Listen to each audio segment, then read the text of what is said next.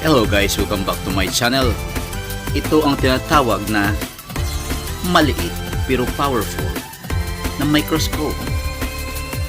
Ayan guys ang kanyang mga parts na kasama ng aking nabili. Ito ay magagamit natin sa sisilip ng mga maliliit na bagay. Katulad ng solda natin o pagtingin natin sa mga numero ng maliliit na mga chips. Ayan.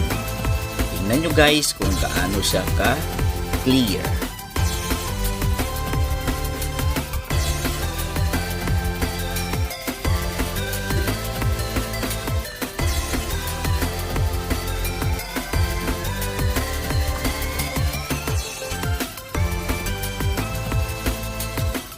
Ito nga guys, sa tinesting ko na. Ayan. Yan guys, ay